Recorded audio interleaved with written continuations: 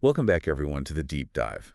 This one's really got my wheels turning already, and we haven't even started yet, but Mhm. this one's about family and cultural differences. And it all kind of started with a Reddit post someone sent us Okay. about their adopted son. Hmm. It's a really interesting situation, and it's got me thinking about how different cultures approach marriage and family. It's And always fascinating to see how those different perspectives play out, especially when you have a situation like this where there are legal considerations and ethical considerations and all these different yeah, layers. exactly. Yeah. So to kind of set the scene for our listeners, this is about a family in LA, and they adopted their son from Myanmar when he was 14. Okay. He's 20 now, thriving in college, actually about to graduate from UCLA, and that's when they found out about this betrothal agreement. Oh, wow. Yeah, So can you remind me what a betrothal is again? sure, yeah. A betrothal is basically a promise of marriage. It's like an agreement made often between families for their children to marry in the future. And in this case, the agreement was made when the son and the girl were just 6 years old. 6 years old. Yeah. What It's a um betrothal. it's quite a bit different from how we usually think about marriage here in the US. Oh, absolutely. Yeah, here it's all about individual choice, finding your own partner when you're an adult, but in some cultures it's more of a family decision. Right. And that's where the clash comes in because this agreement states they would marry once he finished college. Okay. But to make things even more interesting, the girl is currently studying medicine in Denmark Oh, wow. and has a scholarship that requires her to work there for several years after graduation. So you've got this agreement made years ago in a totally different cultural context, and now both of them are living completely different lives. Yeah. It's almost like their physical distance, the son in the US, the girl in Denmark. Yeah. It's almost like a reflection of the cultural distance between this traditional idea of betrothal Mm. and the son's upbringing here in a modern Western environment. Yeah. That's such a great point. It's not just about geography, it's about how our surroundings shape our values and our perspective. Exactly. And then you add on top of that the fact that they both seem to have different desires for their futures. Mm. The post mentions that the girl wants to honor this agreement, Mm. but the son isn't interested in marriage at all. Oh, wow. He's more drawn to the idea of adopting a child just like his parents did and even getting a vasectomy. Oh, interesting. But the girl has expressed wanting biological children, so right away you can see this conflict between their individual goals. Yeah, huge red flag right there. I mean, that's a pretty fundamental difference in what they want for their lives. Right, and that's not even getting into the legal side of things. Oh, yeah, I was just thinking about that. A lot of people on Reddit were quick to point out that an agreement like this made when they were children is not just unenforceable here in the US, but most likely illegal.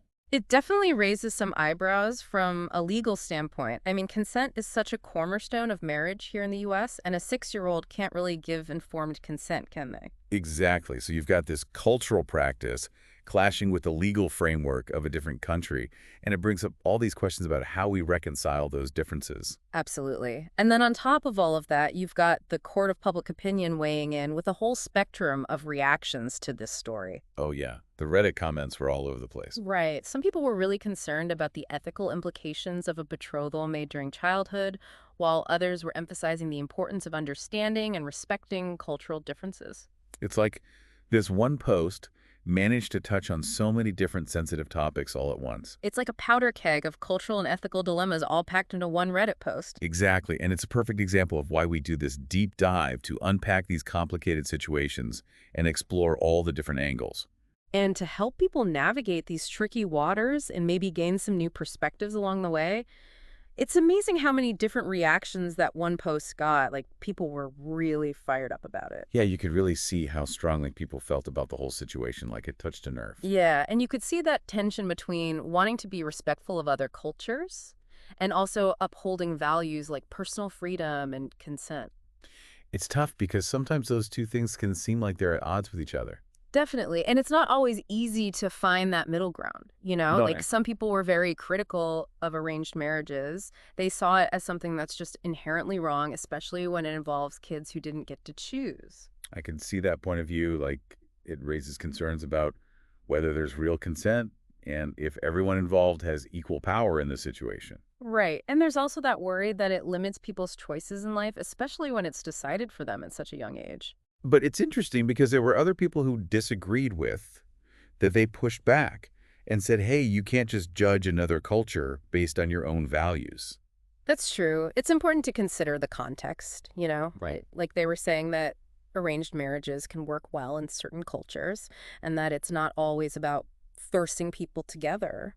Yeah, they made a good point about how sometimes it can be more of a collaborative process between families where they're trying to find a good match for their children and everyone's happy with the arrangement. It's like they were saying, hold on a second, there's more to this than meets the eye. Exactly. Like just because it's different from what we're used to doesn't automatically mean it's bad. It's a good reminder that there are lots of different ways to approach things like marriage and family, and what might seem weird or old-fashioned in one culture might be totally normal and even beneficial in another. It's all about perspective, right? Exactly. Like maybe we need to step back and try to see the bigger picture. And this case really highlights how complex things can get when you're dealing with relationships that cross cultural boundaries. Oh, yeah, for sure. It's not just about bridging the geographical distance, it's about bridging these different ways of thinking about love and commitment and family. And expectations. Yes, Yeah. exactly. Like what you expect from a partner, what you expect from a marriage, all of that can vary so much from culture to culture. And it makes me think back to that Reddit post and what the parent said about seeing advantages to this marriage for the girl. Oh, yeah, that part definitely got people talking. It seemed like some people were worried that the parent was focusing too much on the potential benefits, like the financial security or the social status that might come with the marriage. Right, and not enough on whether the son actually wanted this or if it would make him happy. And some people even wondered if the parent was putting pressure on the son to go along with it, even if he wasn't really into it. It's tricky because as a parent, you obviously want the best for your child. Yeah, of course. But sometimes what you think is best might not actually be what they want or need, and it's important to be aware of that. It's like sometimes you have to let go of your own ideas and really listen to what your kid is telling you, even if it's not what you were hoping to hear. Absolutely. And then there was that whole thing about the vasectomy. Oh, yeah, that one really stirred the pot. Like, the parent mentioned that the son was planning to get a vasectomy just like they did, and people had a lot of thoughts about that. People were like, whoa, hold on a minute. Is it really okay for a parent to influence their adult child's decision about something as permanent as a vasectomy? It's a really tough question. It is. Because on the one hand, you want to respect your child's autonomy and their right to make their own choices about their body. Right. It's their life. Exactly. But at the same time, you're still their parent and you care about their future, and it's natural to want to guide them. Yeah, it's finding that balance between letting them make their own mistakes and stepping in when you think they're making a decision they might regret later on. And in this case, it's not just a personal decision. It's also tied up in all these cultural expectations and family dynamics. It's like a tangled web. Totally. And some people are also pointing out that a decision like having or not having biological children is something that can change over time. Yeah, you might feel one way when you're 20 and then totally different when you're 30 or 40. It's hard to know for sure what you'll want in the future and what will make you happy. And a vasectomy is a pretty big decision. It's not something to be taken lightly, that's for sure. And it's a good example of how sometimes the things we think will lead to happiness can end up causing more problems down the road. Life is full of surprises, isn't it? It sure is. And I think that's something this whole story really brings home, Yeah, it's like a cautionary tale in a way. about the importance of being thoughtful and careful and really considering all the angles before making big decisions. And remembering that our choices don't just affect us, they affect the people around us too, especially our families. It's a good reminder that we're all connected and that our actions have ripple effects. So much to think about here. Like, where do we even begin with advice for this parent? Yeah, it's like a tangled web. What can they do to help their son through this? I think the most important thing is to let go of any ideas about what should happen. Like, there's no right answer here. Okay. It's about listening to their son, understanding his perspective, and helping him make a decision that feels right for him. And that decision might not be the one they would make themselves. Exactly. And that's okay. It's about letting go a little bit. Yeah, trusting that he's got the wisdom to figure this out. And remembering that this whole situation started with a cultural tradition, but maybe the way forward is actually through a more Western approach, like you were saying earlier, like encouraging open and honest communication. That's a really interesting point. Sometimes the best way to deal with these cultural differences is to find common ground in things like honesty and respect. Right. Like encouraging the son to talk to the girl directly, explain how he feels about all of this. That's a great idea. It could help clear the air, and everyone can move forward with a better understanding of where the other person stands. And it's important to remember that even if the son were to go through with this marriage, there's no guarantee it would lead to the outcome everyone's hoping for. Right, like some people on Reddit were saying that if the girl's main goal is to practice medicine in the U.S., a marriage based on obligation might not be the best way to go about it. And it's not as easy as just getting married and everything falls into place. Like, she would still have to go through the whole process of getting licensed here. Oh, absolutely. It's a long and complicated process. So it's not a guaranteed ticket to anything. Nope, not at all. And it's a good reminder that we can't predict how our choices will play out sometimes. The things we think will make us happy end up creating more problems. Life is full of twists and turns, that's for sure. So what would you say is the most crucial piece of advice for our listener in this situation? I think it's about really listening to their son, understanding his perspective, and helping him make a choice that feels true to who he is. And that might mean having some tough conversations. It might, but it's important to be there for him, offer support without judgment. And to remember that there are resources out there that can help. Oh, yeah, absolutely. Like organizations that specialize in intercultural relationships or immigration law, they can offer some guidance and support.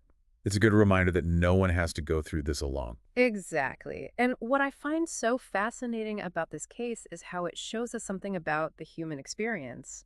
You know, that need for connection, for belonging.